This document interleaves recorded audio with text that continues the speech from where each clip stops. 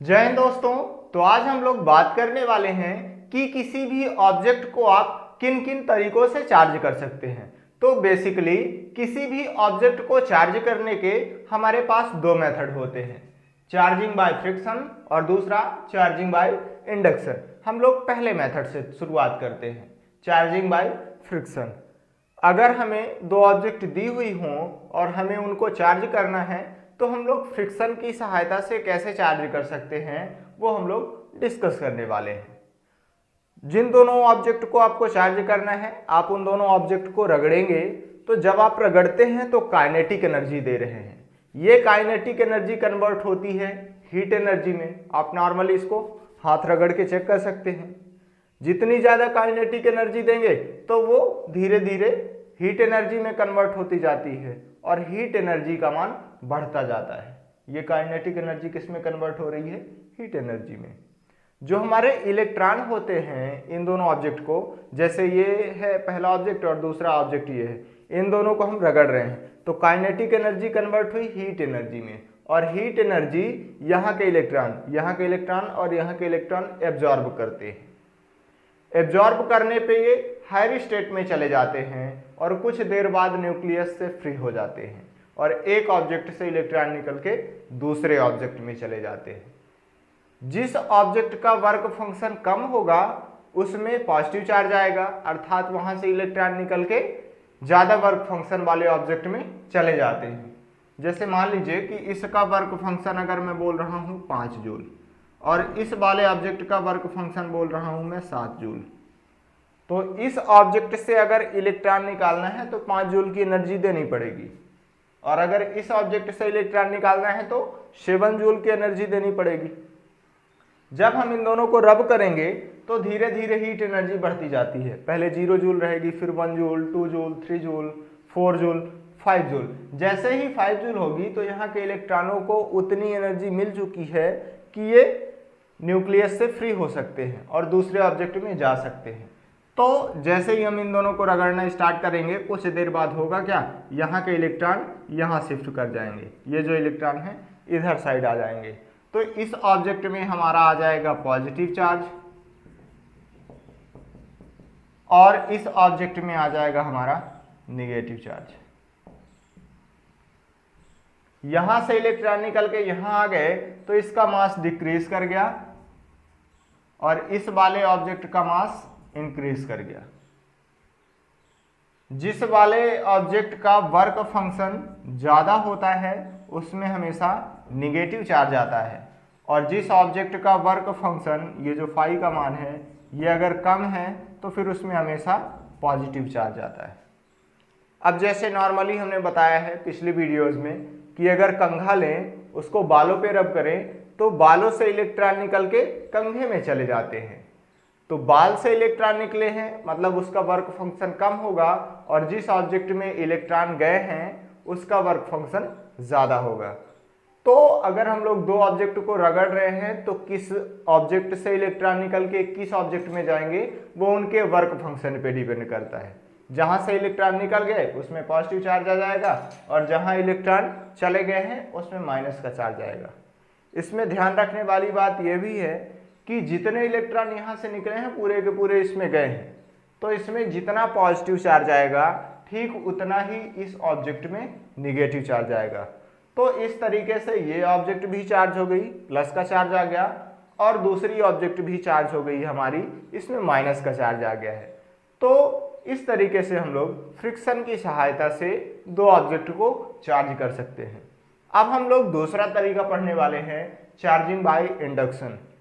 इसमें हम लोग एक दूसरे को रगड़ने वाले नहीं हैं बल्कि इंडक्शन की सहायता से, प्रेरण की सहायता से किसी भी ऑब्जेक्ट को चार्ज करेंगे। जैसे हमारे पास ये ऑब्जेक्ट है, ये कोई मेटल का बना हुआ है, कोई छड़ है हमारे पास, इसको हमने लकड़ी के गुटके से, लकड़ी के ब्लॉक से लटका दिया है। अब करते क्या हैं, इस ऑब्जेक्ट के पास एक कोई छड़ लाते हैं, कोई रॉड लाते हैं जिसमें कोई चार्ज हो। जैसे इसमें हम लोग पॉजिटिव चार्ज बॉडी लाते हैं, बस इसके हम पास लाते हैं। तो क्या होगा कि यहाँ पे इलेक्ट्रॉनों की कमी है, बहुत कम इलेक्ट्रॉन है, तो यहाँ के जो इलेक्ट्रॉन होंगे वो इस डायरेक्शन में मूव करने लगेंगे और यहाँ पे इकट्ठा आके जमा हो जाएंगे और यहाँ से इलेक्ट्रॉन निकल के उधर साइड चले गए हैं तो इस वाले हिस्से में हमारा आ जाएगा पॉजिटिव चार्ज। अब करते क्या है, इस वाले मेटल को हम लोग ग्राउंडेड कर देते हैं इस हिस्से को। अभी कंडीशन क्या है, जब इसको हम लोग ग्राउंडेड कर देंगे ना, अभी हम कर क्या रहे हैं, इस वाले हिस्से को यहाँ पे ग्राउंडेड कर दे रहे हैं। जब यहाँ से इसको ग्राउंडेड कर देंगे, जैसे यहीं पे हम डायग्राम बना के समझा दे रहे हैं, ये प्लस था ये माइनस था और यहाँ पे हम लोगों ने प्लस का चार्ज बॉडी लाई थी। जैसे ही हम लोग इस वाले हिस्से को ग्राउंडेड करेंगे तो क्या होगा कि यहाँ पे इलेक्ट्रॉनों की कमी है और अर्थ में भरपूर इलेक्ट्रॉन है, तो यहाँ के इलेक्ट्रॉन चले जाएंगे इस ऑब्जेक्ट के इस वाले हिस्से में और ये वाला चार्ज खत्म कर देंगे। जैसे ही हम इसको यहाँ से टच कराएंगे तो यहाँ के इलेक्ट्रॉन मूव करके यहाँ आएंगे और इस चार्ज को खत्म कर देंगे। ये यहाँ से इलेक्ट्रॉन चले गए तो इस ऑब्जेक्ट का सिर्फ और सिर्फ ये वाला हिस्सा निगेटिव चार्ज है, बाकी इधर का चार्ज खत्म हो गया है। अब हम लोग करेंगे क्या, यहाँ से इसको हटा देंगे, इस वाले हिस्से को हमने यहाँ पे हटा दिया है और इसको भी हटा देंगे। पहले इसको हटाना है फिर उसको हटा देंगे तो क्या होगा, देखिए सिर्फ और सिर्फ यहाँ पे निगेटिव चार्ज है, ये निगेटिव चार्ज पूरे ऑब्जेक्ट में फैल जाने वाला है। इस तरीके से हम इस पे निगेटिव चार्ज ला सकते हैं। मान लीजिए कि इसको पहले हम ना हटाते, इसको हटा देते तो क्या होता, पहले क्या था कि ये न्यूट्रल थी, हमने प्लस चार्ज बॉडी लाई तो यहाँ पे इलेक्ट्रॉन ज़्यादा हो गए इस वाले हिस्से में और यहाँ पे इलेक्ट्रॉनों की कमी हो गई है, यहाँ से इलेक्ट्रॉन वहाँ चले गए। अब हमने किया क्या है, इसको ग्राउंडेड कर दिया है। ग्राउंडेड कर देंगे तो क्या हो जाएगा, यहाँ से इलेक्ट्रॉन निकल के यहाँ चले गए तो ये प्लस वाला खत्म, बाकी ये माइनस का इधर साइड है और ये वायर हमारी है ही जो हमने रॉड लाई थी।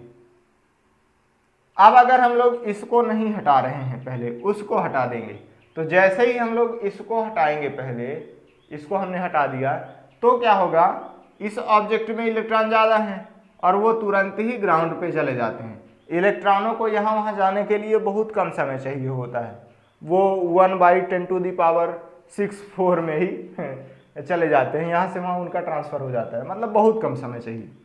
तो जैसे ही अगर हम लोग इसको पहले हटा देते हैं तो यहाँ से इलेक्ट्रॉन यहाँ चले जाएंगे और फिर से ये ऑब्जेक्ट हमारी डिस्चार्ज हो जाएगी जैसे पहले थी।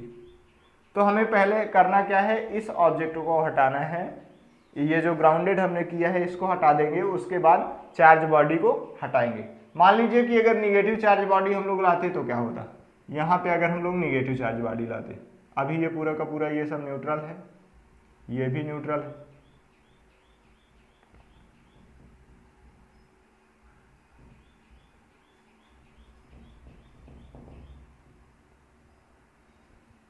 इस बार हम लोग निगेटिव चार्ज बॉडी लाए हैं तो यहाँ पे इलेक्ट्रॉन बहुत ज़्यादा है, तो यहाँ के जो इलेक्ट्रॉन होंगे, यहाँ के इलेक्ट्रॉनों को रिपल करेंगे, निगेटिव निगेटिव दोनों चार्ज हैं तो रिपल करते हैं, तो यहाँ से इलेक्ट्रॉन उठ के इधर साइड चले जाएंगे, तो इधर साइड इलेक्ट्रॉन ज़्यादा हो गए तो इधर साइड आ जाएगा निगेटिव चार्ज और यहाँ से इलेक्ट्रॉन निकल के इधर साइड आ गए तो इधर साइड आ जाएगा पॉजिटिव चार्ज।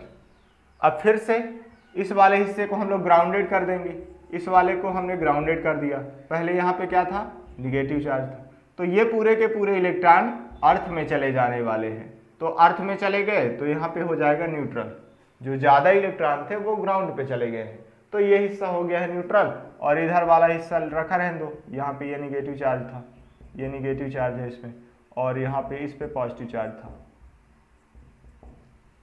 अब हमें फिर से पहले इसको हटाना है, अगर इसको हटा देंगे, इसको मान लीजिए हमने हटा दिया तो यहाँ पे इलेक्ट्रॉनों की कमी है तो तुरंत यहाँ से इलेक्ट्रॉन निकल के यहाँ आ जाएंगे तो फिर से ये न्यूट्रल कहला जाएगा।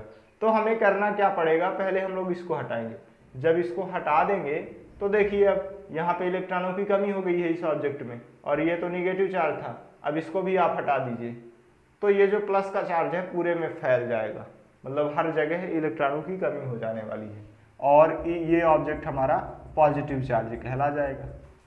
तो अभी तक हमने ये देखा कि अगर हमारे पास कोई भी ऑब्जेक्ट है और हमें उससे चार्ज करना है तो हम लोग उसके पास कोई भी चार्ज बॉडी लाया करते हैं और इस ऑब्जेक्ट को जिसे चार्ज करना था उसे हम लोग अर्थिंग कर देते हैं, तो आसानी से इस ऑब्जेक्ट को चार्ज किया जा सकता है। अब हम लोग इस बार अर्थिंग नहीं करने वाले हैं, बल्कि उसके पास कोई भी एक नई ऑब्जेक्ट लाएंगे। जैसे हमारे पास ये गोला है, इसे हमें चार्ज करना है, तो हम करेंगे क्या, इसके पास कोई भी चार्ज बॉडी लाएंगे, क्योंकि हम लोग इंडक्शन मेथड पढ़ रहे हैं। मान लीजिए कि प्लस की चार्ज बॉडी हमने लाई, तो क्या होगा कि यहाँ के जो इलेक्ट्रॉन है, ये गोलाकार है, स्फीयर है ना, और ये लकड़ी लगी हुई है, यहाँ पे इंसुलेटर है और ये पूरा का पूरा कंडक्टर है। तो यहाँ के जो इलेक्ट्रॉन हैं वो इस डायरेक्शन में मूव कर जाएंगे और यहाँ से इलेक्ट्रॉन खाली हो गए तो इस वाले हिस्से में आ जाएगा हमारा प्लस का चार्ज। अब हम करेंगे क्या, इसके बगल में एक ठो और चार्ज बॉडी ला देंगे। ये हमने एक ठो और चार्ज बॉडी ला दी है, तो क्या होगा, जैसे ही हम लोग एक ठो चार्ज बॉडी इसके बगल में लाएंगे तो ये वाला हमें डायग्राम मिलने वाला है। इसमें क्या होगा, पहले ये था प्लस का था यहाँ पे, और यहाँ पे ये माइनस का चार्ज था। ये जो प्लस का चार्ज है यहाँ पे अभी है, ये यहाँ के जो इलेक्ट्रॉन होंगे वो इस डायरेक्शन में जाएंगे, क्योंकि ये अपनी ओर अट्रैक्ट कर रहा है, ये प्लस की चार्ज बॉडी अपनी ओर खींच रही है इन इलेक्ट्रॉनों को। तो यहाँ के इलेक्ट्रॉन धीरे धीरे खिसकते खिसकते यहाँ आएंगे। यहाँ के इलेक्ट्रॉन जब यहाँ जाएंगे तो ये प्लस का चार्ज खत्म हो जाएगा, अब यहाँ पे आ जाएगा पॉजिटिव चार्ज, तो यहाँ के इलेक्ट्रॉन फिर से यहाँ निकल लेंगे। तो कुल मिला के ऐसे खिसकते खिसकते लास्ट में आ जाएगा हमारा प्लस का चार्ज। अब हम करेंगे क्या, इन दोनों ऑब्जेक्ट को पहले सेपरेट कर देना है, उसके बाद हटा देना है। पहले इनको सेपरेट कर देंगे, उसके बाद इसको हटा देंगे। तो यहाँ पे हम लोग सेपरेट करने वाले हैं। ये ऑब्जेक्ट ये था, पहले इसको मत हटाइए, अभी इसको लिखा रहने दीजिए।